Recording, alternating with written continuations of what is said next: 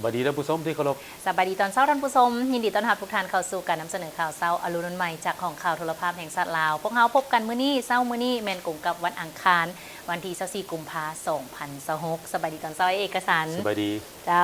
อาทิตย์นึงพ่อกันเทื่อนึงเฮานะมาพอกันเทื่อนึงทุกๆวันคารส่วนใหญ่เจ้า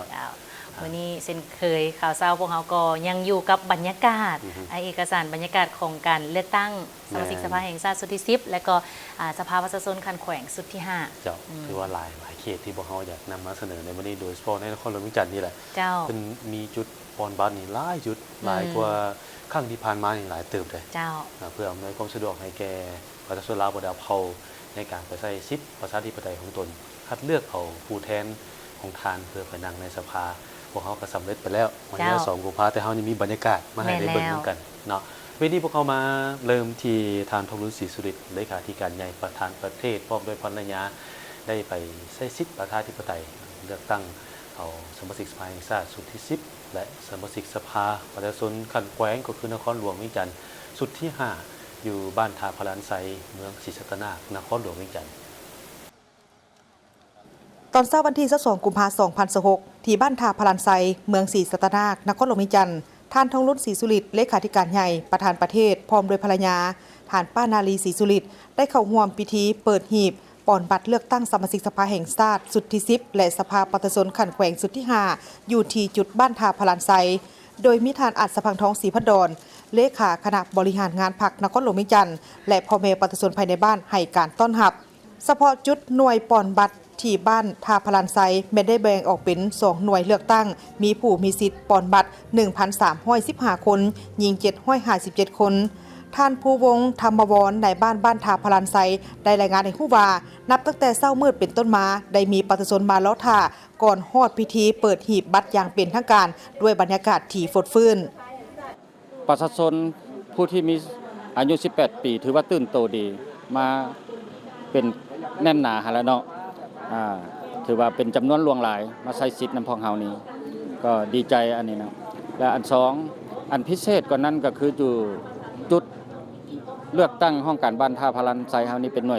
วย27นี่พิเศษก็มันมีการนำขั้นสูงก็คือท่านเลขาธิการใหญ่เพิ่นมาใช้สิทธิ์นำเฮานี่อันนี้เป็นจุดดีอาทิตย์ที่แล้วจนมาถึงมื้อปอนบัตรเลือกตั้งนี้พวกเฮานี่ความพร้อมนี่พร้อม 100% เนาะก็คือว่าหลักการความพร้อมมีอย่างเดียวความพร้อมมันก็ต้องมีสถานที่งามตกแต่งงามเวียกงานป้องกันสัตว์ป้องกันความสงบพร้อมป้องกันได้ดีบ่มีปรากฏการณ์ย่อท้อว่าสันสาสำหรับเมืองศรีสัตนาประกอบมี37บ้านมี77หน่วยเลือกตั้งมีพลเมืองทั้งหมด69,234 คนเป็นหญิง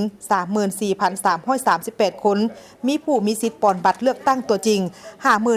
51,882 คนเป็นหญิง 26,283 คน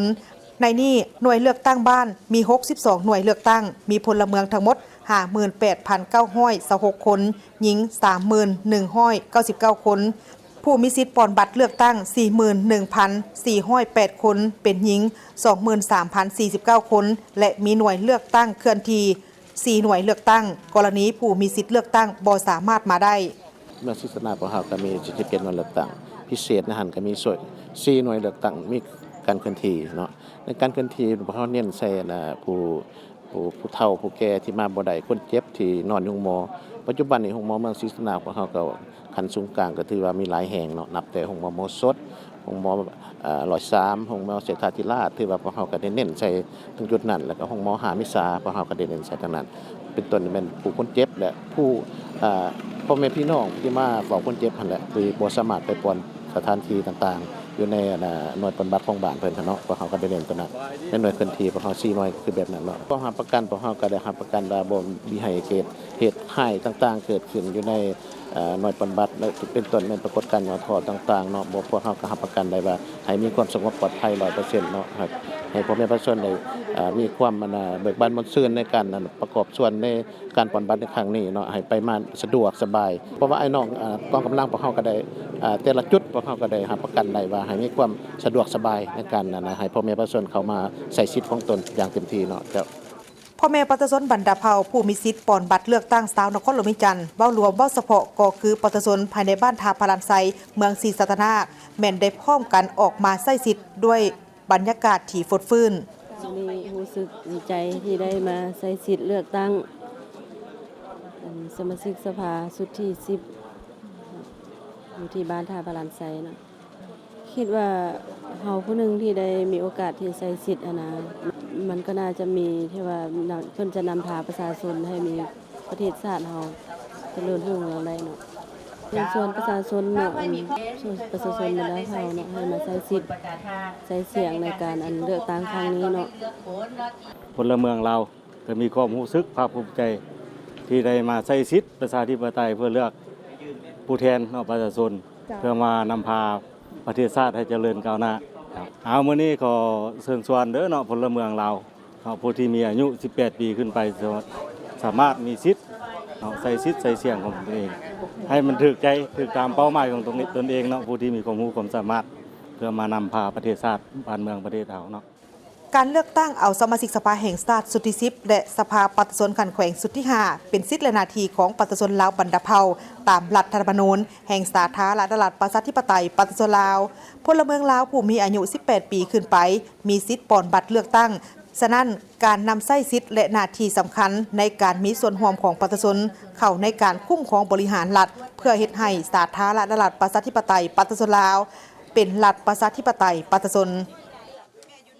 เจ้าท่านผู้ชมจากหน่วยปอนบัตรเลือกตั้งทางบ้านทาพลานไซแล้วพวกเขาก็ยังมีบรรยากาศของจุดปอนบัตรเลือกตั้งอยู่ที่บ้านทัดหลวงใต้เมืองไซสิฐานนครหลวงเวียงจันทร์ซึ่งในจุดเลือกตั้งนี้หรือว่าหน่วยเลือกตั้งนี้แมนมีทานจุมมลีสัญญสอนอดีตเลขาธิการใหญ่อดีตประธานประเทศเพิ่นก็ได้ออกไปปอนบัตรก็คือไปใช้สิทธิ์ในการปอนบัตรเอาสมาชิกสภาแห่งชาติสุดที่10และสมาชิกสภาประชาชนนครหลวงเวียงจันทร์สุดที่5สำหรับเขตเลือกตั้งที่1นครหลวงเวียงจันทน์นี้มีผู้รับสมัครเลือกตั้งเป็นสมาชิกสภาแห่งชาติทั้งหมด25ท่านในนั้นจะได้เลือกเอา19ท่านส่วนผู้รับสมัครเลือกตั้งเป็นสมาชิกสภาประชาชนนครหลวงในแต่ละเขตแต่ละเมือง7ท่านในนั้นได้เลือกเอา5ท่านต่อกับบรรยากาศอยู่จุดปอนบัตรหน่วยเลือกตั้งของวัดทัดหลวงเตอทีมข่าวโทรภาพแห่งชาติลาวได้สัมภาษณ์ท่านศิลปินวง5จักรเลขาพรรคบ้านในบ้านทัดลงเตอเสื่องทานได้เว้าถึงบรรยากาศโดยรวมเห็นว่าประชาชนแม้นมีความตื่นตัวมีความเข้าใจแล้วก็ออกมาใช้สิทธิ์ปอนบัตรเลือกตั้งเป็นขบวนการฟดฟื้นตั้งแต่เช้าๆบางท่านก็แม่นมาศึกษามาอ่านเบิ่งประวัติมาเบิ่งผลงานการเคลื่อนไหวของผู้รับสมัครเลือกตั้งแต่ละท่านใดที่จะสมเป็นสมาชิกสภาแห่งชาติในสุดนี้บรรยากาศโดยรวมเห็นได้ว่าอยู่จุดดังกล่าวนี้มีความเป็นระเบียบเรียบร้อยประชาชนเพิ่นก็มายืนต่อแถวเรียนตามจุดตามแต่ละอนุกรรมการที่เกี่ยวข้องเพิ่นได้ระบุไว้การใช้สิทธิ์ใช้เสียงมื้อนี้อยู่วัดทะลวงใต้นี่ก็บ้านทะลวงใต้แล้วแม่นหน่วยปอนบัตรละอยู่บ้านอยู่วัดทะลวงใต้2หน่วยเลือกตั้งเนาะหน่วย15กับหน่วย16หลังจากนั้นเวลา 7:00 เฮาก็ได้เปิดพิธีร้องเพลงชาติเนาะบรรดาประชาชนพ่อแม่ประชาชนก็หลั่งไหลเข้ามาปอนบัตรเนาะเป็นปกติผู้ที่ว่ามีสิทธิ์ปอนบัตรเลือกตั้งเนาะนับแต่อายุ18ปีขึ้นเมื่อเห็นก็พร้อมเพียงกันมาทยอยมาก็คือว่าการปอนบัตรมื้อนี้ก็สิสำเร็จ100แล้วเนาะครับความหมายคือว่า400เนาะก่อนจะมีพิธียังเป็นทางการนั้นข้าพเจ้าก็ได้มีโอกาสไปสอบถามและก็อบรมบรรดาผู้ออกมาปอนบัตรเลือกตั้งโดยเฉพาะกำนันประชาชนอยู่ทางบ้านทัดหลวงเตอเขาเจ้าก็ได้ให้คำตอบและให้ความคิดความเห็นเป็นสิ่งเดียวกันว่าอยากให้ผู้ที่ได้รับการเลือกตั้งเป็นสมาชิกสภาแห่งชาติและสมาชิกสภาประชาชนในชุดนี้ช่วยในด้านการศึกษาทางด้านสาธารณสุขรวมถึงการช่วยเหลือแม่หญิงและเด็กน้อยในเรื่องงานการศึกษาให้หลายขึ้นพัฒนาเส้นทางต่างๆให้สะดวกสบายเพื่อความไปมาหาสู่กันหลายท่านก็ได้เน้นและก็ย้ำอีกทีว่าอยากให้พัฒนาเกี่ยวกับการแก้ไขปัญหาทางด้านเศรษฐกิจปากท้องของประชาชนนี้แท้ๆอยากได้ผู้แทนที่ว่าเพิ่นนำพาบ้านเฮาแบบให้เจริญหั่นแหละเนาะแบบบันให้เจริญก้าวหน้าแบบสร้างสาบ้านเมืองหั่นนะให้มีความรุ่งเรืองกว่านี้อีกนะอยากให้แก้ไขปัญหาถนนหนทางนะอยากให้บ่อนใดที่ว่ามัน ดินแดงบ่เป็นรูปเป็นโน้นก็อยากให้เพิ่นไปสร้างไปศาลนะอยากให้มันเดินเที่ยวสะดวกว่าซั่นๆเนาะเที่ยวเพิ่นแก้ไขที่ว่าถนนหนทางอะล่ะที่ว่านั่นอันบางเทื่อมันมีขี้เหงื่อมีอย่างหลายหันนะเราก็อยากให้เบิ่งพวกที่ว่าอันนั้นให้มันสะอาดสะอ้างตื้มอีกนะเรื่องเศรษฐกิจหั่นล่ะให้เพิ่นพัฒนาให้เจริญทอนประเทศอื่นนั่นล่ะหรือว่ามันยังอยากหน่อยนึงมันยังอยากล่าหลังหน่อยนึงเฉพาะหน่วยเลือกตั้งอยู่จุดบ้านทัดลงใต้ของเมืองไสเสธานีเป็นหน่วยเลือกตั้งที่15และ16มีผู้มาใช้สิทธิ์ทั้งหมดแม่น 1,600 คนหญิง853 คนหน่วย15นี่แม่นหน่วยที่1ฮอดหน่วยที่21ส่วนจุดอยู่หน่วยที่16แม่นหน่วยที่22ฮอดหน่วย42เพราะว่าบ้านเก่านี้ประกอบมี42หน่วยคุ้มครองพิเศษไปกว่านั้นหน่วยนี้ให้เกียรติออกมาใช้สิทธิ์ในฐานะที่ว่าเป็นพลเมืองลาวผู้หนึ่งของทางท่านจุมมลีไสยสนอดีตเลขาธิการใหญ่พรรคประชาชนปฏิวัติลาวอดีตประธานประเทศแห่งสาธารณรัฐประชาธิปไตยประชาชนลาวเป็นการแสดงให้เห็นถึงความสำคัญและความเป็นแบบอย่างนำหน้าในฐานะที่เป็นพลเมืองลาวโดยมีพรรคประชาชนปฏิวัติลาวนำพาในภารกิจปกปักรักษาและสร้างสรรค์พัฒนาประเทศชาติไปอีกจุดหนึ่งจุดนี้ก็มีความสำคัญคือ จ้ะ เอกสารนี้ไปรายงานกับทีมงานเนาะรายงานส่วนตอนท้ายก็ส่วนให้ได้เบิ่งนะอีกจุดหนึ่งที่ว่ามีประชาชนเพิ่นหลั่งไหลเข้ามาใช้สิทธิ์หลายได้ เจ้า คืออยู่วัดบ้านสีบุญเฮือง ม มาติดตามบรรยากาศนั้นกันเต็ม สำหรับหน่วยปนบัตรที่วัดบ้านสีบุญเฮืองเป็นอีกจุดหนึ่งที่โทรภาพแห่งชาติลาวทำการถ่ายทอดสดให้ท่านผู้ชมได้เห็นบรรยากาศบันเลือกตั้งประวัติศาสตร์ครั้งนี้ซึ่งจุดนี้มีท่านไสสมพรพรหมวิหารกรรมการกลุ่มการเมืองศูนย์กลางพรรคประธานสภาแห่งชาติมาใส่สิทธิประชาธิปไตยปนบัตรคัดเลือกเอาผู้แทนไปเฮ็ดหน้าที่อันทรงเกียรติในสภาแห่งชาติและสภาประชาชนนครหลวงเวียงจันทน์ท่านผู้ชมบ้านสีบุญเฮืองมีเนื้อที่ทั้งหมด 311,114 ตารางเมตรประกอบมี329หลังคาเรือนและ344ครอบครัวมีประชากรทั้งหมด 1,954 คนเพศหญิง985คนในนี้ผู้มีสิทธิ์ปนบัตรเลือกตั้งมีทั้งหมด 1,240 คนเพศหญิง640คนในนามพลเมืองลาวผู้หนึ่งข้าพเจ้าก็รู้สึกภาคภูมิใจเป็นอย่างยิ่งที่ได้ปฏิบัติสิทธิพันธะตัวเองในการเลือกเอาตัวแทนที่ดีเอาผู้สมาชิกสภาแห่งชาติก็คือสมาชิกสภาประชาชนครบมาตรฐานเงื่อนไขเข้าไปปฏิบัติหน้าที่อยู่สภาแห่งชาติก็คือสภาประชาชนขันแขวงขันนครหลวงเพื่อเป็นตัวแทนของพ่อแม่พี่น้องประชาชนผู้มีสิทธิเลือกตั้งทั้งหมดและปฏิบัติพันธะมีอย่างสำคัญในหนึ่งก็ปกป้องสิทธิและผลประโยชน์ของประชาชนสองก็ช่วยปัญหาต่างๆที่เขาเจ้าเดือดร้อนอันที่สามก็ออกแห่งโฆษณาเผยแพร่รัฐธรรมนูญกฎหมายให้กว้างขวางลึกซึ้งเพื่อให้ประชาชนเขาได้พนักงานสมาชิกพรรคฐานตำรวจคือประชาชนบรรพเผ่านี่ฮู้เข้าใจและปฏิบัติให้เข้มงวดตามรัฐธรรมนูญกฎหมายพอผ่านมาพ่อเองก็มีหลายอันก็เฮ็ดบ่ทันได้ครบถ้วนหมดถูกต้องหมดตามกฎหมายรัฐธรรมนูญฉะนั้นปัญหานี้ก็เป็นหน้าที่หนึ่งของพลเมืองจะต้องให้การติดตามกฎกาต่อผู้แทนที่ตนเองเลือกได้ทีมงานพวกเขาได้สัมภาษณ์ประชาชนที่ปฏิบัติพันธะและสิทธิของตนในการมาเลือกตั้งครั้งนี้ต่างก็มีความหวังว่าผู้แทนที่ตนเองเลือกจะช่วยนำเอาทัศนะความคิดเห็นความปรารถนาของประชาชนก็คือปัญหาข้อข้องใจที่พบพ่อไปเสนอต่อรัฐบาลภาคส่วนเกี่ยวข้องเพื่อช่วยแก้ไขให้ทวงทันมีประสิทธิภาพและยืนยงโดยเฉพาะปัญหาปรากฏการณ์ย่อท่อต่างๆในสังคมเป็นต้นยาเสพติดขี้ลักงัดแงะรวมไปถึงพื้นฐานโครงสร้างถนนหนทางและสภาพเศรษฐกิจปากท้องที่ค่าครองชีพยังสูงขึ้นซื้อสุเรียนอายุ74ปีโอ้พอใจดีใจหลายได้มาป้อนบัตรเลือกตั้งผู้แทนมื้อนี้รู้สึกมีความดีใจและภาคภูมิใจที่มีสิทธิ์เลือกตั้งผู้แทนที่ว่าได้มาป้อนบัตรมื้อนี้มีความรู้สึกภาคภูมิใจในการจัดตั้งพรรคหลักของเฮารู้สึกดีใจที่ได้ใช้สิทธิ์ของตัวเองในนามประชาชนผู้หนึ่งพวกเฮาก็ในนามประชาชนบ้านสีบุญเฮืองขอเฮียนเชิญทุกท่านที่มีสิทธิ์เลือกตั้ง ให้เขามาใส่สิทธิ์ของพวกเฮาอย่างเต็มที สสที่ถือการเลือกตั้งเข้าไปนะขอให้เป็นกระบอกเสียงให้พ่อแม่ประชาชนเบิดทุกภาคส่วนทั่วประเทศขอแสดงความยินดีกับผู้ที่ได้รับเลือกตั้งส่วนคณะกรรมการก็คือคณะผิดชอบเลือกตั้งอยู่เขตบ้านนี้ให้ฮู้ว่าเพื่อรับประกันให้การดำเนินการปอนบัตรเป็นไปอย่างมีระเบียบเรียบร้อยและปลอดภัยทางบ้านได้แบ่งความผิดชอบออกเป็น29หน่วย10จุงานและได้กำหนดเอา2จุดเป็นบ่อนเลือกตั้ง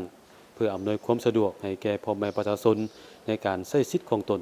คือจุดที่1แม่นผู้มีสิทธิ์ปอนบัตรเลือกตั้งตั้งแต่หน่วยที่1หาหน่วยที่14ปอนบัตรอยู่จุดห้องการบ้านสีบุญเฮืองและจุดที่2แม่นผู้มีสิทธิ์ปอนบัตรเลือกตั้งตั้งแต่หน่วยที่15หาหน่วยที่30ปอนบัตรอยู่วัดบ้านสีบุญเฮืองโดยรวมแล้วประชาชนอ้อมข้างเมืองจันทบุรีเห็นว่ามีความตื่นตัวและพร้อมกันมาใช้สิทธิ์ของตัวเองหลายพอสมควรเนื่องจากว่าพวกเฮาได้โฆษณาประชาสัมพันธ์ถึง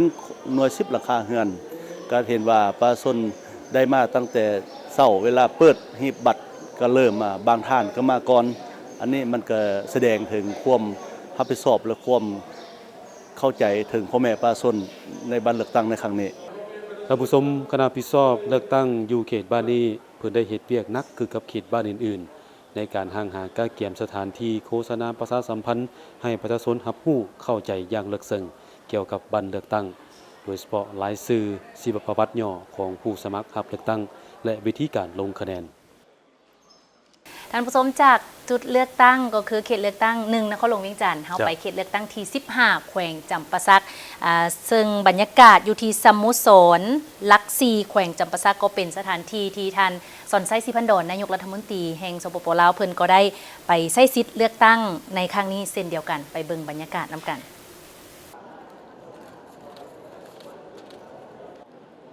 พิธีเปิดหีบปอนบัตรเลือกตั้งสมาชิกสภาแห่งชาติชุดที่10และสภาผสมขันแขวงชุดที่5จัดอยู่จุดปอนบัตรเลือกตั้งบ้านซกอำนวยที่สโมสรหลัก4นครปากเซแขวงจำปาสักโดยมีท่านนายกรัฐมนตรีสอนไซศรีพันดอนและการนำของแขวงจำปาสักได้มาร่วมปอนบัตรเลือกตั้งร่วมกับประชาชนผู้มีสิทธิ์ปอนบัตรเลือกตั้งบ้านซกอำนวยจำนวน 1,700 กว่าคนหญิง800กว่าคน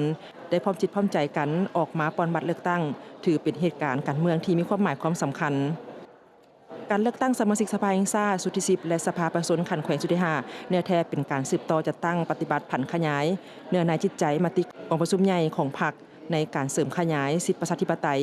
ของประชาชนเข้าในการคุ้มครองบริหารรัฐด้วยการสร้างเงื่อนไขอำนวยความสะดวกด้านต่างๆให้กับประชาชนบรรดาเผ่าได้นำใช้สิทธิประชาธิปไตยตามที่ได้มีการกำหนดไว้ในรัฐธรรมนูญและกฎหมายเพื่อเลือกเอาตัวแทนแห่งสิทธิและผลประโยชน์อันชอบธรรมของตนแต่ว่ามาหอดปัจจุบันนี้แม่นนครปักเซของพวกเขามีความพร้อมหอบด้านห้อยส้นห้อยที่จะนำพาในการดำเนินการเลือกตั้งโดยเฉพาะเป็นการโฆษณาหาเสียงของบรรดาสหายผู้ออกรับสมัครเลือกตั้งทั้งเป็นสมาชิกสภาแห่งชาติชุดที่10และกระทั่งเป็นสมาชิกสภาผสมขันแขวงชุดที่5พร้อมเดียวกันนั้นก็ได้มีการเฮ็ดกระบวนการโฆษณา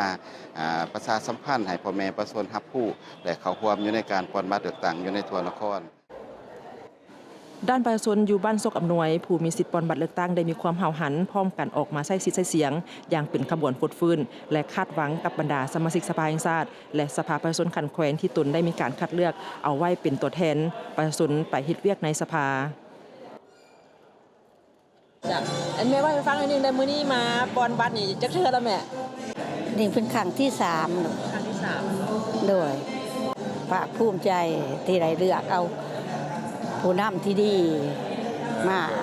บริหารบ้านเมืองบ้านศึกษาก็ดีใจน้ำเพิ่นพวกเฮาก็อยู่เย็นเป็นสุขบ้านศึกษานำแต่การครองชีพว่าความสงบบ้านเมืองนะก็ถือว่าดีแต่ละทานที่มาขึ้นเป็นผู้นำก็เห็นบ่ดีหั่นแหละ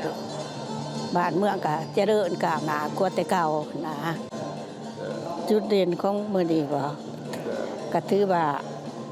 ดีกว่าทุกเทื่อตามแม่เบิ่งหั่นนะเพราะมีขันน้ำผู้ใหญ่ลงมานะถือว่าเห็นว่าคิดว่าเพิ่นก็เอาใจใส่ดีหั่นนะถือว่าโอ้ดีใจหลายตัวนี้เพราะว่าเห็นเปิด3เทื่อแม่นนำใจสิทธิ์นะ ผู้ใดของเฮาที่ว่าอันนี้ภูมิใจว่าจ้าที่ใส่สิทธิ์ที่เฮามีเพื่อเลือกเอาการนำที่ว่ามาแก้ไขปัญหาบ้านเมืองให้สะดวกสบายให้อันนี้ขึ้นพัฒนาขึ้นพวกเราจ้ามาเท่านี้ถือว่าเห็นมีการเป็นแปลงบ่เห็นบรรดาหลักสื่อต่างๆนี่เป็นจังได๋แด่เจ้าก็ถือว่าดีแต่ละทานก็ถือว่าเป็นผู้แทนเนาะเดี๋ยวกันมาเนี่ยก็แม่นที่ว่ามีความสามารถที่ว่าจะมาแก้ไขปัญหานักก็แม่นพัฒนาบ้านเมืองเนี่ยว่าต่างๆให้เจริญรุ่งเรืองขึ้นกว่าเก่าต่างๆเพราะว่าให้เทียบทันกับนานาประเทศของเขานะให้มันเก่าปัจจุบันนะการเลือกตั้งเอาสมาชิกสภาแห่งชาติและสภาประชาชนขันแขวงเป็นสิทธิและหน้าที่ของบรรดาทานตามที่มีการกำหนดไว้ในรัฐธรรมนูญแห่งสาธารณรัฐประชาธิปไตยประชาชนลาวฉบับปรับปรุงการเลือกตั้งสมาชิกสภาแห่งชาติชุดที่10และสภาประชาชนขันแขวงอยู่เขตเลือกตั้งที่15แขวงจำปาสักมีพนักงานการนำพาคุ้มครองขันศูนย์กลางขันแขวงนครและเมืองแนวลาวสั่งซาสหพันธ์นักรบเก่าองค์การมหาชนของพรรคและรัฐออกรับสมัครรับเลือกตั้งเป็นสมาชิกสภาแห่งชาติและสภาประชาชนขันแขวง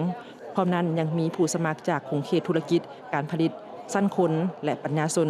สำหรับยุคแขวงจำปาสักมีผู้ออกรับสมัครเลือกตั้งเป็นสมาชิกสภาแห่งชาติชุดที่10จำนวน20ทานหญิง5ทานจากศูนย์กลาง7ทานหญิง3ทานจากท้องถิ่น13ทานหญิง2ทานในนั้น20ทานแม่นเลือกเอา15ทานขีดออก5ทานและผู้ออกรับสมัครเลือกตั้งเป็นสมาชิกสภาประชาชนขันแขวงชุดที่5จำนวน70ทานหญิง20ทานเลือกเอา50ทานขีดออก20ทานในทั่วแขวงและได้มีการแบ่งเสมอภาพกันในแต่ละเมืองมีผู้ออกรับสมัครเป็นสมาชิกสภาประชาชนขันแขวง7ทานเลือกเอา5ทานขีดออก2ทานเฉพาะอยู่นครปากเซมี67หน่วยปอนบัตรมีพลเมือง 84,007 คนหญิง 42,600 กว่าคนมีจำนวนผู้มีสิทธิ์ปอนบัตรเลือกตั้งตามสมโนครัว 48,459 คนหญิง 25,100 กว่าคนทั่วแขวงจำปาสักมีหน่วยปอนบัตร615หน่วยพลเมือง 800,000 กว่าคนหญิง 44,000 กว่าคนมีจำนวนผู้มีสิทธิ์ปอนบัตรเลือกตั้ง 460,000 กว่าคนหญิง 234,000 กว่าคนจากบรรยากาศอยู่จำปาสักท่านนายกรัฐมนตรีเพิ่นไปใช้สิทธิ์ปอนบัตรอยู่เขตนัดเนาะกลับมานครหลวงเวียงจันทร์ตื่นบิ๊กมาเบิ่งบรรยากาศอยู่บ้านหนองบัวท้องเหนือเมืองสีโคตรตะบอกนครหลวงเวียงจันทร์จุดนี้ก็เห็นว่าประชาชนมาใช้สิทธิประชาธิปไตยของตนคัดเลือกเอาสมาชิกสภาแห่งชาติและสมาชิกสภาประชาชนนครหลวงเวียงจันทร์เพื่อเป็นตัวแทนปากกระบอกเสียงของตนไปนั่งในสภาแห่งชาติบรรยากาศปอนบัตรเลือกตั้งเอาสมาชิกสภาแห่งชาติสุดที่10และสมาชิกสภาประชาชนขันแขวงสุดที่5ในขอบเขตทั่วประเทศที่พร้อมดำเนินไปพร้อมๆกันนั้นโดยเฉพาะอยู่ในนครหลวงเวียงจันทร์ทีมข่าวโทรภาพแห่งชาติลาวได้ลงเก็บกำข่าวอยู่ที่บ้านหนองบัวท้องเหนือซึ่งอยู่จุดนี้ได้มีฐานนางปานียาทอตู้รองประธานประเทศได้ลงมาปอนบัตรอยู่หน่วยดังกล่าวโดยเห็นได้ว่าผู้มีสิทธิ์เลือกตั้งได้มาใช้สิทธิประชาธิปไตยของตนตั้งแต่เช้าเพื่อเลือกเอาผู้แทนที่จะเป็นปากกระบอกเสียงตัวแทนของตนไปนั่งในสภาเพื่อนำเอาความคิดความปรารถนาของประชาชนก็คือปัญหาข้อข้องใจที่พบพ่อไปเสนอต่อรัฐบาลบรรดาภาคส่วนที่เกี่ยวข้องสวยแก้ไขซึ่งบ้านหนองบัวท้องเหนือแม่นหนึ่งใน60บ้านของเมืองสีโคตะบองมีพลเมือง 3,148 คนผู้มีสิทธิเลือกตั้ง18ปีขึ้นไป 2,054 คนภายในบ้านมี2หน่วยปอนบัตรจุดที่1มี8หน่วยนับแต่หน่วย26 5หน่วย50แมนปอนบัตรอยู่ที่วัดสีสมซืนจุดที่2นับแต่หน่วย1 5หน่วย25แมนปอนอยู่จุดโรงเรียนมส.หุงเฮืองซึ่งทั้ง2หน่วยได้เริ่มเปิดหีบปอนบัตรอย่างเป็นทางการในเวลา 7:30 โดยมีอนุกรรมการและอำนาจการปกครองและพ่อแม่ประชาชนเข้าร่วมภายหลังคณะรับผิดชอบได้รายงานสภาพและความพร้อมของบ้านก็คือหน่วยเลือกตั้งของบ้านทั้ง2จุดแล้วประชาชนก็ได้เริ่มทยอยเข้ามาเพื่อแจ้งเอกสารยั่งยืนเพื่อแลกเอาบัตรเพื่อปอนบัตรเอาสมาชิกสภาแห่งชาติและสมาชิกสภาประชาชนขันแขวงสุดที่5เริ่มแต่ปอนบัตรเลือกตั้งกะแม่นบรรยากาศกะแม่นมีความฟดฟื้นเพราะว่าประชาชนภายในบ้านของพวกเขามีความตื่นโตเพื่อมานำใช้สิทธิ์ของตนเองเพื่อ จะเลือกตั้งเอาผู้ที่เฮามักประมาณ70%ฮอตปัจจุบันนี้ประมาณอยู่ได้อยู่ประมาณ 70%ก็กำหนดว่าสิอาจจะแล้วก่อนเนาะเกินคาดหมายที่ทางขั้นเทิงกำหนดให้สำหรับประชาชนอยู่บ้านหนองบัวท้องเหนือได้ตั้งความหวังว่าผู้แทนที่ตนเองเลือกจะช่วยนำเอาทัศนะความคิดเห็นความปรารถนาของตนก็คือปัญหาข้อข้องใจที่พบพ่อไปเสนอต่อรัฐบาลบรรดาภาคส่วนที่เกี่ยวข้องเพื่อช่วยแก้ไขโดยเฉพาะปัญหาเศรษฐกิจและสภาพค่าครองชีพที่สูงขึ้นมีความรู้สึกว่าภูมิใจเป็นอย่างยิ่งที่ได้ใช้สิทธิ์ตนเองมาเดือกเอาผู้แทนเพื่อรับใช้ประชาชนสภาแห่งชาติเป็นผู้หนึ่งที่มีความหมายสำคัญอย่างยิ่งเพื่อว่าเป็นหูเป็นตาเป็นกระบอกเสียงระหว่างประชาชนกับภาครัฐเพื่อว่าพร้อมกันหันเข้ามาสู่ในการพัฒนาสังคมประชาชนให้มันถึกป้องรองแถวเหตุให้ประชาชนเมืองของเรามีความเจริญรุ่งเรืองเป็นภายหน้าเพื่อมาพัฒนาประชาชนบ้านเมืองให้มันดีขึ้นแต่สิ่งใดในการปฏิบัติหน้าที่ผ่านมาข้างควันมันมีอันดีอันใดก็ส่งเสริมแต่ตัวใดที่มันมีจุดอ่อนข้างก็พร้อมกันได้เปลี่ยนบทเรียนเหตุจังใดให้ประเทศชาติของพวกเรามีความพัฒนาขึ้นนำมือนำกาวขึ้นที่มาเลือกตั้งนะดีมกดีใจที่ว่าสิได้ผู้แทนใหม่แล้วก็เป็นเสื้อมันที่ของประชาชนเนาะ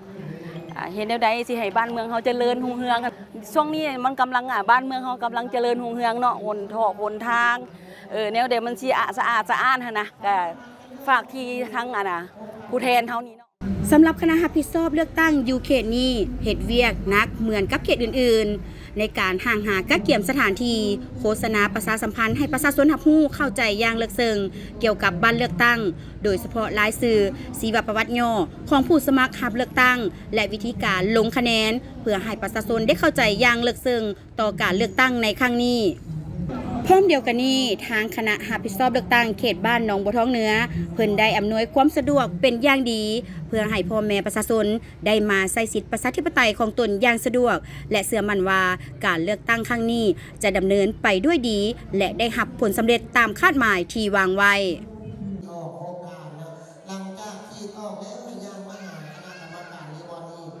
ท่านผู้ชมในวันที่22กุมภาพันธ์2026ที่ผ่านมาก็ถือว่าเป็นเหตุการณ์หนึ่งที่มีความหมายความสำคัญทางประวัติศาสตร์ของชาติลาวเฮาเป็นบรรยากาศที่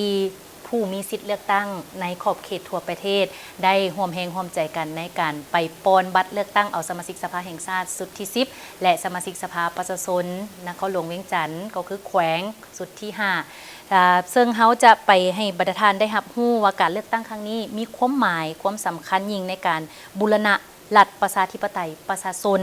ให้มีความเข้มแข็งมีความนักแน่นโดยโอกาสนี้ทานนางศรีใสลือเดชมุนสอนกรรมการกรมการเมืองศูนย์กลางพรรคหัวหน้าคณะจัดตั้งศูนย์กลางพรรคก็ได้เข้าร่วมในการนำใช้สิทธิ์ตัวเองปนบัตรเลือกตั้งในครั้งนี้อยู่เขต1นครหลวงเวียงจันทน์จุดพิเศษของการเลือกตั้งครั้งนี้แม้นมีการวางคาดหมาย4ห้อยส่วนห้อยซึ่งประกอบมีผู้มีสิทธิ์เลือกตั้งไปใช้สิทธิ์ครบ1ห้อยส่วนห้อยนำใช้สิทธิ์ตามกฎหมาย1ห้อยส่วนห้อยรับประกันความปลอดภัยห้อยส่วนห้อยและมีความโปร่งใสทันเวลา1ห้อยส่วนห้อยนอกจากนี้โครงประกอบของผู้สมัครยังมีความโดดเด่นโดยมีการเพิ่มสัดส่วนคนหนุ่มและผู้มีอายุรุ่นกลางหลายขึ้นพิเศษการสุกยู่บทบาทยิงทรายโดยวางคาดหมายให้มีแม่ยิงได้รับการเลือกตั้ง30ส่วนห้อยขึ้นไปในระดับชาติมีผู้สมัครสมาชิกสภาแห่งชาติทั้งหมด243ทานเพื่อเลือกเอา175ทานและผู้สมัครสมาชิกสภาประชาชนขันแขวง141ทานเพื่อเลือกเอา745ทานซึ่งล้วนแล้วแต่แม่นผู้ที่มีความรู้ความสามารถและมีเงื่อนไขครบถ้วนพร้อมจะเป็นตัวแทนให้ประชาชนในการประกอบคำคิดคำเห็นปัญหาต่างๆที่ประชาชนให้ความสนใจก็คือปัญหาสำคัญระดับชาติในทัศนะของข้าพเจ้าก็คืออันนั้นอยากเลือกเอาผู้ที่สามารถตอบโจทย์ให้แก่ประชาชนนั่นแหละก็คืออันนั้นสามารถเป็นตัวแทนให้แก่พ่อแม่ประชาชนในการให้ความคิดในการพัฒนาตัวเมืองก็คืออันนั้น บนอยู่ของประชาชนให้มีชีวิตดีขึ้นหั่นแหละ ก่อนน้องมาเลือกตั้งในมื้อนี้น้องเองก็ได้ศึกษาผ่านสื่อออนไลน์ก็คือทางผ่าน Facebook เนาะถึงผลงานของแต่ละทานที่น้องจะได้เลือกมื้อนี้อยากขอเชิญชวนหมู่เพื่อนทุกคนชาวหนุ่มน้ำกันมาออกซื้อออกเสียงเป็นแรงจูงใจกับทุกคนไปเลือกเอาบรรดาทานต่างๆเด้อ สำหรับอยู่หน่วยเลือกตั้งบ้านผักขาวเมืองไสธานีเขตเลือกตั้งที่ 1 นครหลวงวิจันทร์ตามตัวเลขของคณะรับผิดชอบหน่วยปอนบัตรให้ฮู้ว่าเพื่ออำนวยความสะดวกให้แก่ผู้มาใช้สิทธิ์สถานที่ปอนบัตรได้จัดขึ้นอยู่ 2 จุดคือโรงเรียนประถมสมบูรณ์บ้านผักขาวและวัดผักขาวพันนารามมีรายชื่อผู้มีสิทธิ์เลือกตั้งทั้งหมด 3,192 คนหญิง 1,756 คนการเลือกตั้งครั้งนี้ยังได้นำเอาพนักงานนำพาคุ้มครองขั้นสูงลงสมัครหลายกว่า30ทานเพื่อเพิ่มทวีการนำพาของพรรคในองค์การตัวแทนแห่งสิทธิ์และผลประโยชน์ของประชาชนถือเป็นการพันขยายมติองค์ประชุมใหญ่ครั้งที่12ของพรรคให้เป็นรูปธรรมอย่างแท้จริง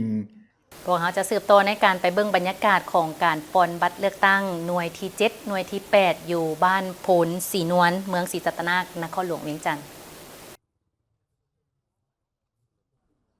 ตอนเช้าของวันที่22กุมภาพันธ์2026ท่านเฉลิมไสกรมสิทธิ์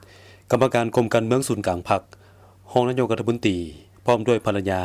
ได้มาใช้สิทธิประชาธิปไตยปอนบัตรเลือกตั้งสมาชิกสภาแห่งชาติสุดที่10และสภาประชาชนสุดที่5อยู่หน่วยเลือกตั้งที่7ที่ห้องการบ้านโพนศรีนวลเมืองศรีสัตนานครหลวงเวียงจันทร์บ้านโพนศรีนวลมี2จุดปอนบัตรเลือกตั้งคืออยู่ห้องการบ้านโพนศรีนวล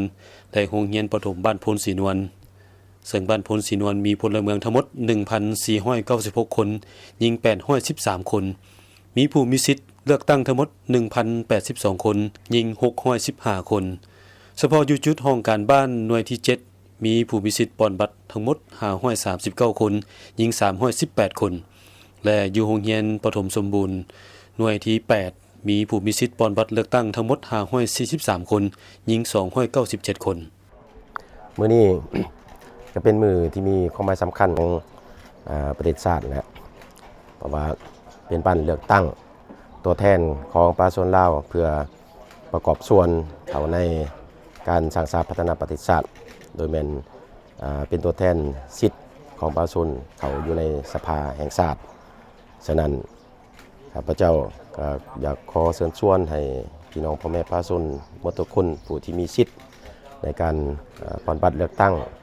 ออกมาใส่สิทธิ์ของตนเพื่อเป็นกระบอกเสียงเลือกเอาผู้แทนผู้ตั้งหน้าของตนเข้าไปในสภาการเลือกตั้งสมาชิกสภานี่เป็นเหตุการณ์ประวัติศาสตร์ของชาตินั่นแหละฉะนั้นบ่อยากให้ผู้ที่มีสิทธิ์มีเสียงในการปอนบัตรนี่อยู่ซื่อๆเนาะฉะนั้นครับพระเจ้าก็ขอเชิญชวนพ่อแม่พี่น้องประชาชนหมดทุกคนนั่นแหละออกมาใส่สิทธิ์ในการเลือกตั้งเอาบุคคลที่มีความรู้ความสามารถเอาบุคคลที่ดีเด่นเพื่อตั้งหน้าให้ตนเองเข้าไปเป็นสมาชิกสภาใน5 ปีต่อหน้านี้การปอนบัตรครั้งนี้ประชาชนภายในบ้านก็พร้อมเพียงกันมาใช้สิทธิประชาธิปไตยของตนเพื่อมาปอนบัตรและรักษาได้ความเป็นระเบียบเรียบร้อยและโปร่งใสสงบปลอดภัยวันเลือกตั้งครั้งนี้เขตเลือกตั้งที่1นครหลวงเวียงจันทร์มีผู้ลงสมัครเลือกตั้งทั้งหมด25ทานเลือกเอา19ทานและสมาชิกสภาประชาชนนครหลวงสุดที่5ประจำเขตเลือกตั้งที่1มีทั้งหมด7ทานเลือกเอา5ทานขอเรียกร้องเชิญชวนพ่อแม่ประชาชนภายในบ้านโพนศรีนวลเฮาให้มาใช้สิทธิ์เลือกตั้งเอาผู้แทนที่จะมาพัฒนาบ้านเฮาหั่นแหละบ้านเมืองของเฮาให้มันมีความเจริญก้าวหน้าหั่นแหละเนาะประชาชนหลายคนได้แสดงทัศนะในบ้านเลือกตั้งในครั้งนี้ว่ารู้สึกภาคภูมิใจและดีใจที่ได้มาใช้สิทธิประชาธิปไตยของตนเลือกเอาผู้ที่มีความรู้ความสามารถมีมาตรฐานเงื่อนไขครบถ้วนที่จะเป็นตัวแทนของประชาชนลาวบดาเผ่าก็คือลงใกล้สิทธิ์ติดแทศกับประชาชนเพื่อนำเอาคำคิดคำเห็นคำเสนอของประชาชนก็คือปัญหาต่างๆที่ประชาชนให้ความสนใจเป็นต้นปัญหาปรากฏการณ์ย่อท่อต่างๆที่เกิดขึ้นในสังคมนำไปเสนอต่อสภาแห่งชาติเพื่อก้าวไปสู่การปรับปรุงแก้ไขให้เป็นรูปธรรมแนวใส่ประกอบส่วนพัฒนาประเทศชาติให้เจริญก้าวหน้าและรุ่งเรืองศรีวิไล รู้สึกเป็นเกียรติมีความภาคภูมิใจเป็นอย่างยิ่งที่ได้ออกมาใช้สิทธิ์เลือกตั้งเชิญชวนบรรดาพ่อแม่พี่น้องประชาชนพวกเฮาหมดทุกท่านจงออกมาใช้สิทธิ์เพื่อไปเป็นตัวแทนพวกเฮาอยู่ในสภาแห่งชาติและสภานครหลวงเฮ็ดหน้าที่ของตนรับใช้ชาติรับใช้ประชาชน จากพ้นสีนวลพวกเขาไปอีกจุดหนึ่งเป็นหน่วยเลือกตั้งที่ 71 ประจำเมืองไซธานีนครหลวงเวียงจันทร์ในจุดนี้ก็มีท่านท้องสฤษดิ์มังโนเมฆกรรมการองค์การเมืองศูนย์กลางพรรครัฐมนตรีกระทรวงศึกษาธิการและกีฬาเป็นแบบไปใช้สิทธิ์ของเพิ่นในการคัดเลือกเอาสมาชิกสภาแห่งชาติและสมาชิกสภาประชาชนนครหลวงเวียงจันทร์หน่วยเลือกตั้งที่ 71 บ้านทางอ่อนประจำเขตเลือกตั้งเมืองไซธานีได้เปิดหีบปอนบัตรเลือกตั้งในเวลา 7 โมงเช้ามีคณะรับผิดชอบการปอนบัตรของเมืององค์การจัดตั้งบ้านประชาชนผู้มีสิทธิ์ปอนบัตรเข้าร่วมอย่างหลวงหลายและเป็นขบวนการฟดฟื้นท่านในบ้านทางอ่อนให้ฮู้ว่าการจัดตั้งบ้านได้รับมติตกลงของคณะประจำสภาแห่งชาติรัฐดำรัสของประธานประเทศและก็ได้นำเอาเนื้อในจิตใจดังกล่าวมาจัดตั้งพันธุ์ขยายและเผยแพร่ด้วยความรับผิดชอบสูงในนั้นบ้านทางอ่อนมีผู้ใช้สิทธิ์เลือกตั้งทั้งหมด985 คนหญิง405 คนโฆษณาเนาะผ่านโทรโคงและก็ได้เรียกประชุมคณะกรรมการเลือกตั้งหรือว่าลูกเผยแพร่และโฆษณาให้พ่อแม่ประชาชนได้รับรู้และเข้าใจเนาะในการมาใช้สิทธิ์ของตนเลือกตั้งในมื้อนี้จึงเฮ็ดให้พ่อแม่ประชาชนนี่พ่อแม่ประชาชนก็มีความตื่นโตสูงที่จะมาใช้สิทธิ์มื้อนี้เนาะพลเมืองลาวผู้ที่มีอายุ18 ปีขึ้นไปมีสิทธิ์ปอนบัตรเลือกตั้งและผู้มีอายุแต่21 ปีขึ้นไปมีสิทธิ์รับสมัครเลือกตั้งและเพื่อเสริมขยายสิทธิประชาธิปไตยประชาชนเข้าในการคุ้มครองบริหารรัฐและสร้างเงื่อนไขอำนวยความสะดวกด้านต่างๆให้ประชาชนได้นำใช้สิทธิประชาธิปไตยตามที่ได้กำหนดไว้ในรัฐธรรมนูญและกฎหมายแห่งสาธารณรัฐประชาธิปไตยประชาชนลาวอยู่ที่นี่ท่านทองสฤษดิ์มังนอเมฆกรรมการกรมการเมืองศูนย์กลางพรรครัฐมนตรีกระทรวงศึกษาธิการและกีฬาก็ได้เข้าร่วมปอนบัตรเลือกตั้งเช่นกันสุดนี้จะได้เฮ็ดหน้าที่อย่างสมเกียรติเป็นตัวแทนให้แก่พ่อแม่ประชาชนในการเข้าร่วมประชุมสภาจะได้นำเอาแนวคิดจิตใจของพ่อแม่ประชาชนที่มีปัญหาเพื่อไปเสนอต่อสภาการเลือกตั้งสมาชิกสภาแห่งชาติสุดที่10และสภาประชาชนขันแขวงสุดที่5แม่นสิทธิและหน้าที่ของประชาชนที่ได้กำหนดไว้ในรัฐธรรมนูญแห่งสาธารณรัฐประชาธิปไตยประชาชนลาวและกฎหมายว่าด้วยการเลือกตั้งสมาชิกสภาแห่งชาติและสภาประชาชนขันแขวงเพื่อเลือกเอาตัวแทนแห่งสิทธิผลประโยชน์อันชอบธรรมของประชาชนบรรดาเผ่าให้สอดคล้องกับความมุ่งมา่ปรารถนาของผู้มีสิทธิเลือกตั้งนอกจากนครหลวงเวียงจันทร์แขวงจำปาสักหรือว่าบรรดาบ้านบรรดาจุดต่างๆแล้วพวกเขาจะไปเบิ่งบรรยากาศทั้งแขวงคำมวนท่านผู้ชมทั้งแขวงคำมวนประชาชนผู้มีสิทธิ์ในการปนบัตรเลือกตั้งก็ได้ร่วมแรงร่วมใจกันในครั้งนี้เพื่อไปใช้สิทธิ์ของตนเองในการเลือกตั้งก็คือปนบัตรเลือกตั้งเอาสมาชิกสภาแห่งชาติสุดที่10และสมาชิกสภาประชาชนขันแขวงสุดที่5ประชาชนชาวแขวงคำมวนร่วมใจกันออกมาใช้สิทธิ์เลือกตั้งเอาสมาชิกสภาแห่งชาติสุดที่10และสมาชิกสภาประชาชนขันแขวงสุดที่5อย่างเป็นขบวนฟดฟื้นบรรยากาศมื้อเลือกตั้งทั่วประเทศในวันที่22กุมภาพันธ์2026เว้ารวมวสพอยู่แขวงคำมวนแม่นมีความคึกคืนประชาชนผู้มีสิทธิ์เลือกตั้งทั้งหญิงและชายนับแต่อายุ18 ปีขึ้นไปได้เอาใจใส่ปฏิบัติพันธะและหน้าที่ของตนอย่างเต็มส่วนด้วยความเป็นเจ้าการคือปางบุญใหญ่ท่ามกลางสภาพอากาศที่เอื้ออำนวยเคียงคู่กับความเป็นระเบียบเรียบร้อยเขตเลือกตั้งที่12แขวงคำมวนมีผู้ลงสมัครรับเลือกตั้งเป็นสมาชิกสภาแห่งชาติสุดที่10จำนวนทั้งหมด14ท่านหญิง3ท่านในนั้นเลือกเอา10ท่านผู้ลงสมัครรับเลือกตั้งเป็นสมาชิกสภาประชาชนขันแขวงสุดที่5มีจำนวนทั้งหมด70ท่านหญิง23ท่านในนั้นเลือกเอา50ท่านพลเมืองทั่วแขวงมี 462,137 คนหญิง 230,888 คนในนี้ผู้มีสิทธิ์ปอนบัตรทั้งหมด 296,137 คนหญิง 149,036 คนมี396หน่วยป้อนบัตรเฉพาะหน่วยป้อนบัตรจุดที่1บ้านนาบงเมืองท่าแขกมีท่านวสัยพงษ์สวรรค์กรรมการกรมการเมืองศูนย์กลางภาคประธานคณะกวดกาศูนย์กลางภาคพร้อมด้วยท่านไสสนาโคตรภูธรกรรมการศูนย์กลางภาคเลขาพรรคแขวงขมวนท่านบุญมีพิมพ์สอนประธานสภาประชาชนแขวงท่านปริญญาเอกสมสะอาดอุ่นศรีดาประธานคณะกรรมการปกครองแขวงก็ให้เกียรติไปใช้สิทธิ์ของตนหน่วยป้อนบัตรที่1บ้านนาบงมีพลเมืองทั้งหมด 1,749 คนหญิง880 คนผู้มีสิทธิ์ป้อนบัตร948 คนหญิง540 คนส่วนหน่วยป้อนบัตรจุดที่2บ้านโพนสะอาดมีท่านโพไซไสยสอนกรรมการศูนย์กลางภาครัฐมนตรีกระทรวงแรงงานและสวัสดิการสังคมพร้อมด้วยท่านปริญญาเอกแก้วอุดรบุตรสิงห์คอนก็ให้เกียรติไปใช้สิทธิ์ของตนหน่วยป้อนบัตรที่2บ้านโพนสะอาดมีพลเมืองทั้งหมด 3,710 คนหญิง 1,777 คนผู้มีสิทธิ์ป้อนบัตร 2,719 คนหญิง 1,239 คนโดยรวมแล้วเมืองท่าแขกมี91บ้านมีพลเมือง 107,409 คนหญิง 53,008 คน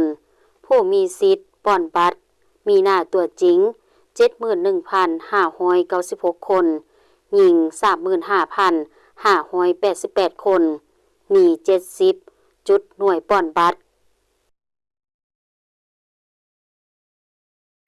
โอ้ถือว่า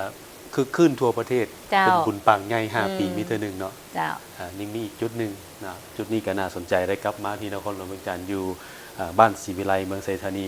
ซึ่งเป็นจัดขึ้นอยู่โรงเรียนมัธยมสมบูรณ์ศรีวิไล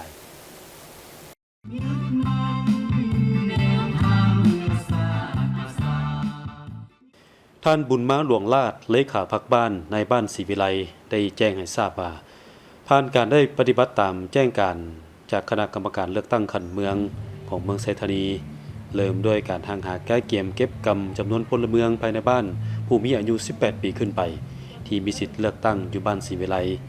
ผลการเก็บกำข้อมูลดังกล่าวบ้านศรีวิไลมีผู้มีสิทธิ์เลือกตั้งทั้งหมด 2,727 คนหญิง 1,940 คนและแต่ละมือองค์การจัดตั้งบ้านศรีวิไลได้โฆษณาปลุกระดมประชาสัมพันธ์ทางโทรโข่งของบ้านได้แนะนำบรรดาหัวหน้าหน่วยเก็บกำรายชื่อเพื่อออกไปยั่งยืนป้อนบัตรเลือกตั้งในมือป้อนบัตรบรรดามวลชนได้พร้อมกันเข้ามาป้อนบัตรเลือกตั้งใน3จุดที่กำหนดไว้คืออยู่โรงเรียนมัธยมสมบูรณ์ศรีวิไลคณะกรรมการเลือกตั้งบ้านศรีวิไลได้ให้ความสะดวกและแนะนำขั้นตอนต่างๆในการป้อนบัตรเพื่อให้ได้บัตรที่สมบูรณ์ครบถ้วนอยู่บ้านศรีวิไลเฮานี่มีอยู่3หน่วยเลือกตั้งเนาะ3หน่วยเลือกตั้งแล้วก็เฮาอยู่จุดเดียวอยู่จุดโรงเรียนมส.ศรีวิไลนี้และจำนวนพลทั้งหมดใน3หน่วยนี่ละแม่นจำนวนพลผู้มีสิทธิ์เลือกตั้งจำนวนรวมของบ้านแล้วพวกเขามาแบ่งหน่วยละ909คนคณะกรรมการพวกเขานี่เขาได้จัดตั้งกันเป็นหน่วยประชาสัมพันธ์หน่วยประชาสัมพันธ์อยู่ในบริเวณเขตเลือกตั้งนี้เพื่อให้พ่อแม่ประชาชนที่ว่าเข้ามาใช้สิทธิ์ในการเลือกตั้งครั้งนี้มันเข้าใจในการขีดการเขียนและการแนะนำให้ติดตามกวดกาเบิ่งฮู้ผู้ที่สมัครเลือกตั้งสมาชิกสภาแห่งชาติและก็สมาชิกสภานครหลวงเนาะขีดสภาสมาชิกสภาแห่งชาตินี่ขีดออกจากฐานจงไว้จากฐานและสมาชิกสภานครหลวงขีดออกจากฐานและจงไว้จากฐานพวกเขาก็ได้แม่นประชาสัมพันธ์อยู่ตลอดเพื่อให้พ่อแม่ประชาชนที่เข้ามาร่วมในใช้สิทธิ์ในการป้อนบัตรในมื้อนี้ก็ถือว่าให้เขาเจ้าเข้าใจเพื่อป้องกันไว้1พวกเขานี่แนะนำแล้วก็ระดมพ่อแม่ประชาชนเข้ามาป้อนบัตรนี่ให้ได้ 100% จุดหน่วยเลือกตั้งโรงเรียนมัธยมสมบูรณ์ศรีวิไลแม่นหน่วยป้อนบัตรเลือกตั้งที่1ของเมืองไสธานีนครหลวงเวียงจันทน์ซึ่งการป้อนบัตรเลือกตั้งสมาชิกสภาแห่งชาติสุดที่10และสมาชิกสภาประชาชนขันแขวงก็คือนครหลวงเวียงจันทน์สุดที่5เท่านี้ แม่นเสริมขยายการปฏิบัติสิทธิประชาธิปไตยของประชาชนลาวประดาเผ่าซึ่งเป็นองค์การตัวแทนแห่งสิทธิและผลประโยชน์ของประชาชนลาวประดาเผ่าเป็นองค์การสูงสุดแห่งอำนาจรัฐเป็นองค์การนิติบัญญัติปฏิบัติพระบทบาทรับร้องเอารัฐธรรมนูญและกฎหมายตกลงปัญหาสำคัญพื้นฐานของประเทศชาติและติดตามกวดกาปฏิบัติรัฐธรรมนูญและกฎหมายของบรรดาองค์การรัฐพวกเขาก็ยังมีบรรยากาศการปอนบัตรเลือกตั้งคัดเลือกเอาสมาชิกสภาแห่งชาติและสมาชิกสภาประชาชนขั้นแขวงโดยเฉพาะไปทางแขวงบ่อแก้วก็มีบรรยากาศที่พูดพื้นเหมือนกับบรรดาแขวงอื่นประชาชนบรรดาเผ่าขอบเขตทั่วประเทศก็คือแขวงบ่อแก้วได้มีความตื่นตัวในการออกไปใช้สิทธิ์ของตนเพื่อเลือกเอาผู้แทนอย่างใจจดใจจ่อการเปิดหีบบัตรแม้นได้เป็นเอกภาพกันในทั่วประเทศนับแต่เวลา 7:00 น.เป็นต้นไปและจะปิดหีบบัตรในเวลา 17:00 น.ของวันเดียวกันก็คือมื้อนี้วันที่22 กุมภาพันธ์ 2026สำหรับแขวงบ่อแก้วแม่นมีหน่วยเลือกตั้งทั้งหมด202หน่วยและมีผู้มีสิทธิ์ปอนบัตรเลือกตั้ง 132,290 คนหญิง 65,277 คนสำหรับหน่วยเลือกตั้งที่14อยู่สโมสรแขวงบ่อแก้วนี้มีท่านพลจัตวาแป้นคำบุตรจันแพงกรรมการศูนย์กลางพรรคเลขาคณะบริหารงานพรรคแขวงและท่านางธุมาลีวงศ์พระจันทร์กรรมการศูนย์กลางพรรคคณะประจำสภาแห่งชาติประธานกรรมาธิการยุติธรรมประธานคณะสมาชิกสภาแห่งชาติเพศหญิงร่วมใช้สิทธิประชาธิปไตยเลือกเอาสมาชิกสภาแห่งชาติสุดที่10ประจำเขตเลือกตั้งที่5แขวงบ่อแก้วโดยมีการนำคันแขวงการนำเมืองพนักงานอำนาจการปกครองบ้านและประชาชนผู้มีสิทธิ์ปอนบัตรได้มาใช้สิทธิ์ของตนอย่างเป็นขบวนฟดฟื้นในนี้เขตเลือกตั้งเมืองห้วยสายมี74หน่วยเลือกตั้งมีผู้มีสิทธิ์ปอนบัตรจำนวน 56,526 คนหญิง 27,514 คนเขตเลือกตั้งเมืองต้นเพิงมี24หน่วยเลือกตั้งมีผู้มีสิทธิ์ปอนบัตรเลือกตั้งจำนวน 23,185 คนหญิง 19,994 คนเขตเลือกตั้งเมืองเมิงมี23หน่วยเลือกตั้งมีผู้มีสิทธิ์ปอนบัตรเลือกตั้งจำนวน 11,090 คนหญิง 5,422 คนเขตเลือกตั้งเมืองผาอุดมมี44หน่วยเลือกตั้งมีผู้มีสิทธิ์ปอนบัตรเลือกตั้งจำนวน 29,092 คนหญิง 14,509 คนและเขตเลือกตั้งเมืองปากทามี29หน่วยเลือกตั้งมีผู้มีสิทธิ์ปอนบัตรเลือกตั้งจำนวน 14,418 คนหญิง 6,995 คนเพื่อรับประกันให้แก้การเลือกตั้งครั้งนี้ให้มีผลสำเร็จทางคณะรับผิดชอบการปอนบัตรแม่นได้สุมใส่ปฏิบัติหน้าที่ของตนอย่างตั้งหน้าโดยได้แต่งตั้งให้ทีมงานเอาหีบเคลื่อนที่นำไปให้ผู้มีสิทธิ์ปอนบัตรโดยเฉพาะแม่นผู้อายุสูงไปมายากและเจ็บเป็นกระทันหันได้ใช้สิทธิ์ครบตามจำนวนเพื่อเฮ็ดให้การเลือกตั้งครั้งนี้บรรลุผลสำเร็จตามคาดหมายบ่ว่าจะเป็นการนำพาผู้มีสิทธิ์เลือกตั้งไปปอนบัตรเลือกตั้งให้ครบถ้วนห้อยส่วนห้อยนำพาผู้มีสิทธิ์เลือกตั้งให้ฮู้ใช้สิทธิ์ในการปอนบัตรเลือกตั้งถูกต้องตามระเบียบหลักการห้อยส่วนห้อยนำพาเวียกงานป้องกันชาติป้องกันความสงบให้มีความสงบและมีความปลอดภัยห้อยส่วนห้อยและนำพาเวียกงานปอนบัตรเลือกตั้งให้ได้รับประกันความโปร่งใสและสำเร็จตามกำหนดเวลาห้อยส่วนห้อยคาดคะเนว่าแต่เริ่มเปิดหีบบัตรจนฮอดเวลาปิดหีบบัตรเพื่อสั่งรวมและนับคะแนนแม่นให้ได้ตามคาดหมายที่วางไว้4ห้อยส่วนห้อยไปข่าวทางแขวงพงศาลีท่านผู้ชมแผนกเทคโนโลยีและการสื่อสารแขวงพงศาลีได้เสื่อมซึมมติกองประชุมใหญ่ขององค์คณะพรรคแขวงพงศาลีสมัยที่12แผนกเทคโนโลยีและการสื่อสารแขวงได้จัดกองประชุมเผยแพร่เสื่อมซึมมาที่กองประชุมใหญ่ขององค์คณะพรรคแขวงสมัยที่12และการพบปะอบรมของสหายพรไซอ่อนสากรรมการประจำพรรคแขวงรองประธานคณะกรรมการปกครองแขวงผู้สินำเบียกงานเศรษฐกิจขันแขวงเข้าร่วมมิตรสหายบุญทองบุตรดีรองเลขาคณะพรรคฐานรองหัวหน้าแผนกเทคโนโลยีและการสื่อสารแขวงมีบรรดาสหายคณะพรรคฐานคณะหน่วยภาคขึ้นกับมีสมาชิกพรรคและพนักงานภายในแผนกดังกล่าวและบริษัทโทรคมสาขาแขวงเข้าร่วมในกองประชุมสหายบุญทองบุตรดีรองเลขาคณะพรรคฐานรองหัวหน้าแผนกเทคโนโลยีและการสื่อสารแขวงได้ขึ้นรายงานสภาพการจัดตั้งปฏิบัติเบียกงานแผนกเทคโนโลยีและการสื่อสารแขวงในปี 2025 และทิศทางแผนการปี 2026 ซึ่งคณะภาคฐานแผนกเทคโนโลยีและการสื่อสารแขวงมี4หน่วยภาคขึ้นกับ โดยคณะแผนกได้เอาใจใส่เคลื่อนไหวนำพาซี่นำด้วยการแบ่งความรับผิดชอบภายในคณะแผนกพนักงานรัฐกรเคลื่อนไหวอย่างมีประสิทธิภาพได้เอาใจใส่เวียกงานการเมืองแนวคิดโดยส่งเสริมการบริหารเวียกงานรัฐด้วยระบบดิจิตอลปัจจุบันมีอัตราการเข้าถึงสัญญาณโทรศัพท์482บ้านเท่ากับ 95.8 ส่วนร้อยของจำนวนบ้านทั้งหมดเข้าถึงสัญญาณอินเทอร์เน็ต 3G 4G 318บ้านเท่ากับ 63.2 ส่วนร้อยจากนั้นสหายพรสายอ่อนสากรรมการประจำพรรคแขวงรองประธานคณะกรรมการปกครองแขวงผู้สินำเวียกงานเศรษฐกิจขันแขวงได้เผยแพร่และพันขยายมติกองประชุมใหญ่ขององค์คณะพรรคแขวงพงศาลีครั้งที่12ซึ่งกองประชุมได้เป็นเอกสารหับฮ้องเอารายงานการเมืองแผนพัฒนาเศรษฐกิจสังคม5ปีครั้งที่2011-2025พร้อมกันนี้ได้เป็นเอกภาพกำหนดหน้าที่ทิศทางรวมและขับหมายสู้สนใน5ปีต่อหน้า2026-2030และมีคำขวัญที่ว่าเสริมขยายหมุนเสื้อปฏิบัติยกสูงความสามารถนำพาขององค์คณะพรรคสร้างเศรษฐกิจเอกราชเป็นเจ้าตนเองนำพาแขวงพงศาลีหลุดพ้นออกจากความด้อยพัฒนาเทอละกาวและได้พันขยายเป็นคำขวัญของแผนพัฒนาว่าสร้างเศรษฐกิจเอกราชเป็นเจ้าตนเองอย่างตั้งหน้าสุ่มใส่พัฒนาตามหาทายแหงไปแหลมของแขวงคุ้มของการพัฒนาเศรษฐกิจสังคมให้มีประสิทธิภาพประสิทธิผลมีความสมดุลตามทิศสีเขียวและเย็นยงกองประชุมครั้งปฐมฤกษ์ของคณะบริหารงานพรรคแขวงพงศาลีสมัยที่12ได้ปอนบัตรเลือกตั้งอย่างประชาธิปไตยและเป็นเอกภาพเลือกเอาคณะบริหารงานพรรคแขวง35สหายหญิง3สหายเลือกตั้งเอาคณะประจำพรรคแขวง11สหายเลือกเอาเลขาหองเลขาพรรคแขวงและเลือกตั้งเอาประธานหองประธานกวดกาพรรคการเผยแพร่ครั้งนี้เมนเพื่อสร้างความเป็นเอกภาพด้านทัศนะและแนวทางการเมือง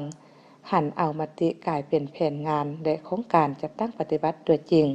ซุ่มใส่การพัฒนาเศรษฐกิจสังคมและแก้ไขชีวิตการเป็นอยู่ของประชาชนให้ดีขึ้นและเพื่อเป็นเข็มทิศทางการเมืองในการพัฒนาแขวงพงศาลีการน้ำคันแขวงและเมืองหลาแขวงอุดมไซได้เยี่ยมชมสำรวจถ้ำบ้านลันหรือว่าถ้ำพระเจ้าสิงห์คำทานนางไลวอนจันทลาโฮงเลขาพรรคเมืองผู้ซี่นำเรียกงานการเมืองแนวขีดพรรคพนักงานพร้อมด้วยคณะอาจารย์วัดพระเจ้าสิงห์คำไสยลามเมืองลาได้นำพาการน้ำคันแขวงและคันเมืองลงเยี่ยมชมสำรวจถ้ำบ้านลันหรือถ้ำพระเจ้าสิงห์คำอยู่บ้านลันในเมื่อก่อนหรือบ้านสามัคคีไซหลัก15ในปัจจุบัน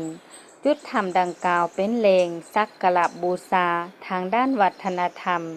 และประวัติศาสตร์ซึ่งในเมื่อก่อนก็คือระยะสงครามชาวเมืองลาได้โยกย้ายพระเจ้าสิงห์คำจากภูเขาควยมาสาธิตไว้ในถ้ำแห่งนี้เพื่อหลีกภัยสงครามมาฮอดปัจจุบันจึงเอิ้นว่าถ้ำพระเจ้าสิงห์คำในบริเวณอ้อมข้างถ้ำมีแหล่งน้ำออกหูมีความสวยงามเต็มไปด้วยป่าไม้ที่อุดมสมบูรณ์ซึ่งชาวบ้านได้อนุรักษ์ไว้เป็นเขตสงวนของบ้านนอกนี้จุดเด่นถ้ำพระเจ้าสิงห์คำได้มีเส้นทางสำห้องเข้าถึงโดยกรุง